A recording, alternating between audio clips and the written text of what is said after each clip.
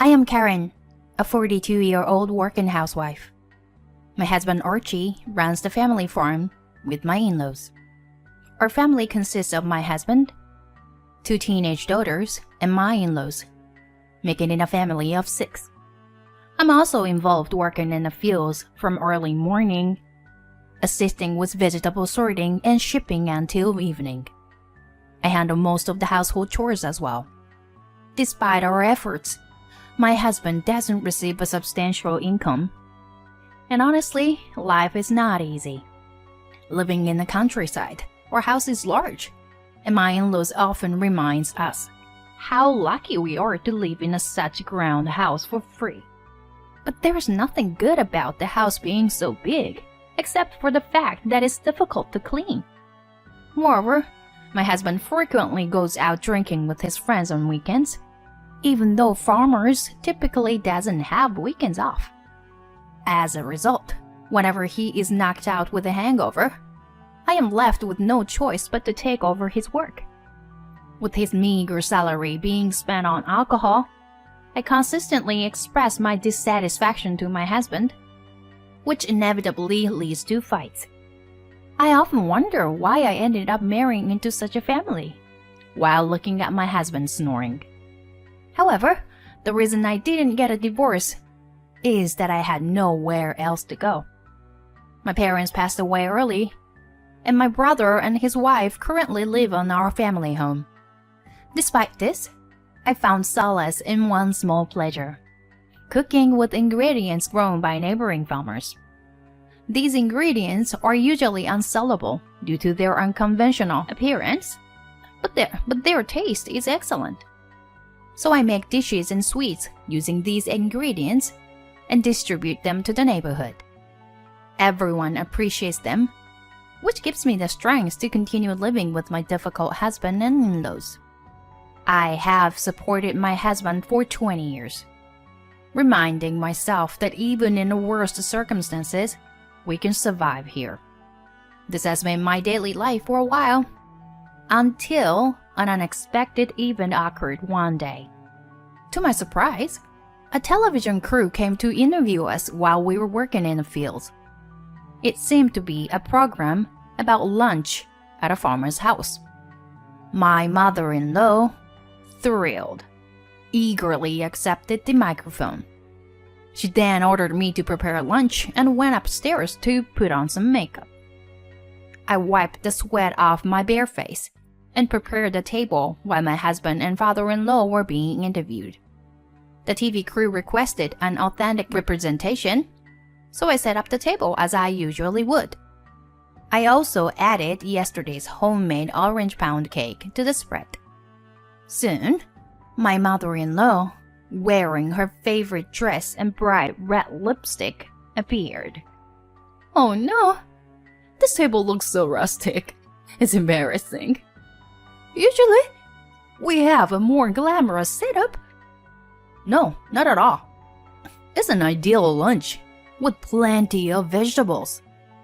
And some homemade cake? Amazing! The TV crew members certainly knew how to flatter. It might not have been their true opinion, but it made me happy. After the interview, we all gathered around the table, and the TV crews praised the food as they devoured everything. My mother-in-law, in her usual fashion, gave nonsensical explanations about the dishes. It was almost embarrassing to watch my mother-in-law trying to look that good.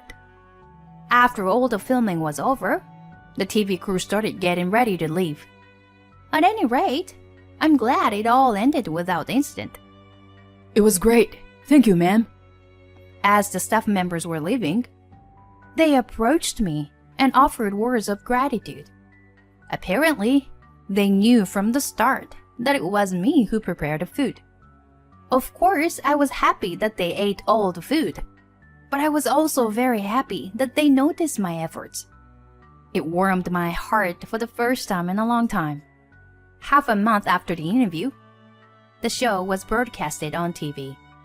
Relatives and neighbors were ecstatic, and our phone kept ringing throughout the day. what was interesting was that most of the scenes with the husband and in-laws were cut, and the focus was on the vegetables themselves and the food.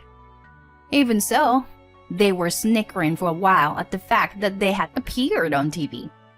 However, after 3 months after the TV appearance, my husband dropped a bombshell. I've fallen in love with someone else. So, please divorce me. Huh? I was taken aback by the unexpected confession, my mind going blank. Ignoring my speechlessness, my husband continued to talk. There's a girl who approached me at the bar. She happened to see me on TV, you know? So, you're saying you're cheating on me? I asked with a trembling voice, and my husband sighed.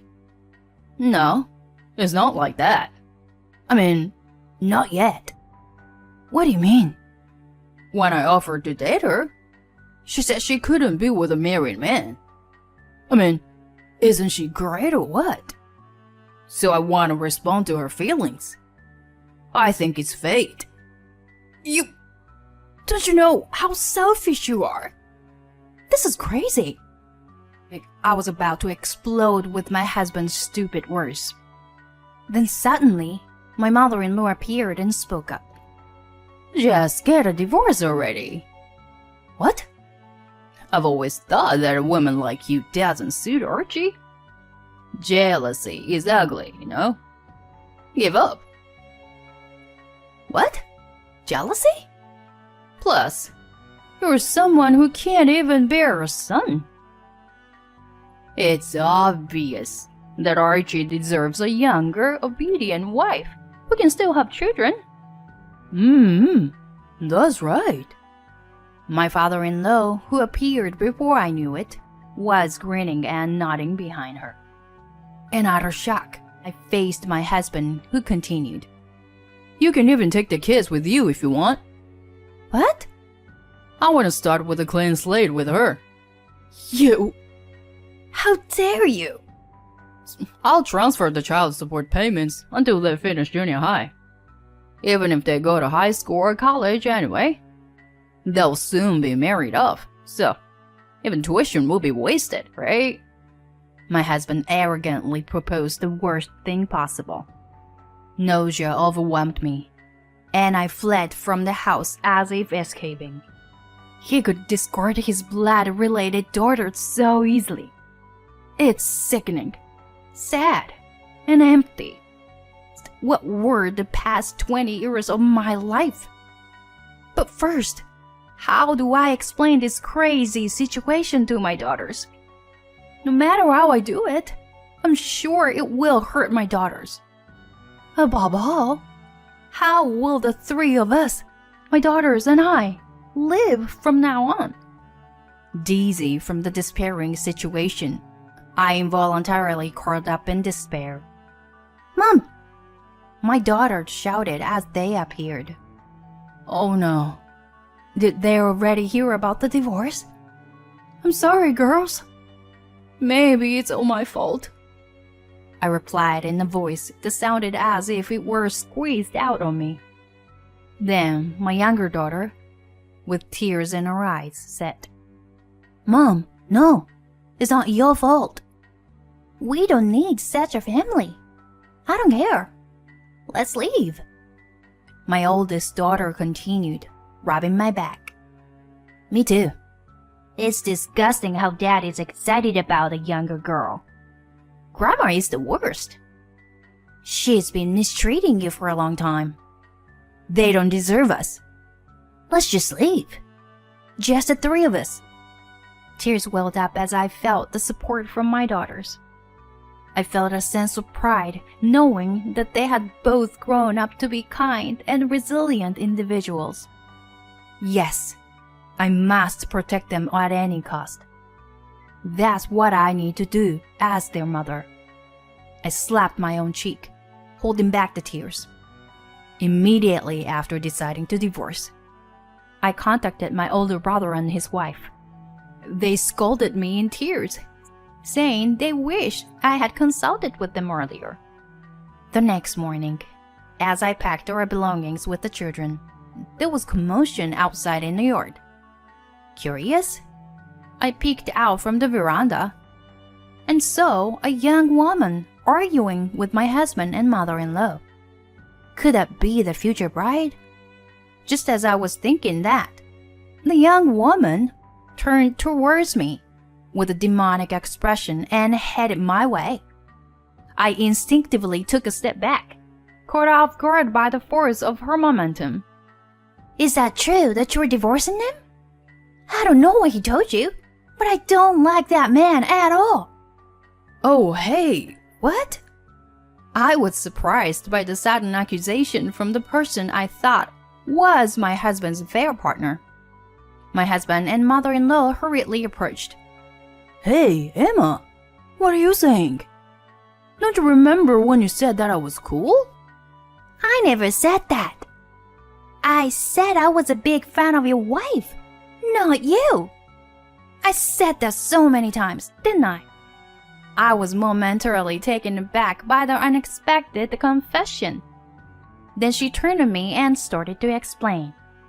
Actually, my family also runs a farm, and I help out there too.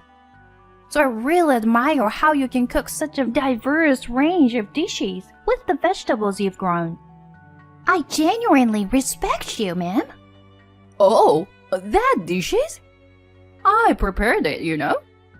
My mother-in-law shamelessly throws in a lie. Then Emma glared at her. Yeah? The old lady sitting at a dining table with a face full of makeup after working in the fields. I couldn't help but burst into laughter at Emma's brutally honest remark. It just so happened that I saw your husband at the nearby table when I was out drinking with friends. So I approached him, mentioning that I'm involved in farming and that I'm a big fan of his wife. But then, yesterday, I suddenly received a message saying, I've separated from my wife. I freaked out. Oh, so that's what it is. In other words, she's also a victim. My husband's eyes dart around, his mouth slightly agape. I'm sorry it turned into such a situation. We have to come all the way here. No, I'm the one who should apologize. It's a bit awkward. It's okay, really. I actually wanted to separate from him anyway. Huh? It's become a good opportunity. Thank you. My husband's face is filled with surprise. To be honest, I think it's better too. He's such a loser. And speaking of which, don't you ever contact me again. Well done. Wait a minute, Emma. Then, my eldest daughter, who had come to the scene, glared at my husband and said, Pathetic. The next day, ignoring my husband and in-laws, we left the house. After staying with my brother and his wife for a while, we rented a small house. The divorce proceedings were also finalized. The lawyer recommended by my brother and his wife was excellent. They not only helped with the university tuition for my daughters, but also filed for compensation for the verbal abuse and malicious behavior toward me. And then, 5 years later, I'm running a food truck at a local farmer's market in the countryside. The dishes I create using mainly vegetables are well received by the elderly and even by vegetable-hating children. Recently, I've been getting more media coverage, and there are even customers who come all the way from the city just to eat my food. My daughters, who have safely become college and high school students, help me at the truck on Sundays. I was living busy yet fulfilling days like that, when one day, my ex-husband and ex-mother-in-law suddenly appeared at my shop. Looks like business is good. I saw it on TV. My daughter has become famous, and we are proud of it. What nonsense are they spouting out on a weekday afternoon? Huh? Daughter? What kind of joke is this? If you're not buying anything, please leave. I came to pick you up today. Huh? Your tired face on the TV screen. Well, I knew it right away. You're asking me for help, right? If you love cooking so much, why don't you open a cafe in our house? Both my ex-husband and ex-mother-in-law continue to spew convenient delusions. Years have passed, but these people haven't changed at all. Before I could respond, an employee popped her head out from the backyard. Huh? Here we go again. Delusional idiot. What the hell? My ex-husband, who was about to glare at the person who insulted him, froze in shock. Emma? Why are you here? Wearing the same apron as me. It's none other than Emma. Why? Because her father is my employer. They're even more stunned by this unexpected turn of events. Emma and I exchange glances and smirk. The thing is, after our divorce, I ran into Emma at the local supermarket. Laughing at the coincidence, we soon became close friends. In the meantime, Emma's parents hired me. We frequently visited each other's homes and had home parties. Every time, my cooking received high praise from everyone. And 3 years ago, I decided to start my own food truck. Now I have expanded the business with franchises in other states. I even started online sales, and the business is flourishing. Thanks to the bountiful goddess you guys let go, my family is secure. Oh no, Emma. You are the goddess of good fortune to me. My ex-husband was even more dumbfounded, looking at the two of us giggling and frolicking. Now is the chance to strike. By the way, Archie, I heard you fell victim to a marriage scam. Did you get your money back? Why would you? My ex-husband's face turns pale, his eyes darting around. You thought you could deceive me, thinking I knew nothing and wanted to reconcile. But too bad for you, I still have good relationships with the neighbors. When I asked them to deliver ingredients to my shop, they gladly agreed. They also tell me all about you. Lots of things. And with a smile on my face, I tell them the one thing I want them to know the most. Oh, by the way, I'm remarried now.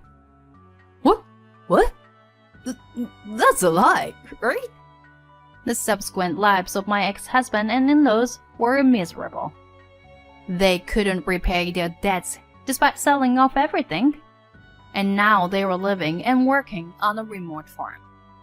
They were left with no option but to work tirelessly until their last breath. By the way, my new husband is the producer at that television station. Back then, he said it was delicious and gave me his business card as he left. Apparently, there was quite a response to my cooking, and there were even discussions about a sequel. But since we ended up divorcing, the plan fell through. However, it's now being broadcast with my current food truck. Thanks to my husband's show, my food truck's popularity skyrocketed, and the business became stable.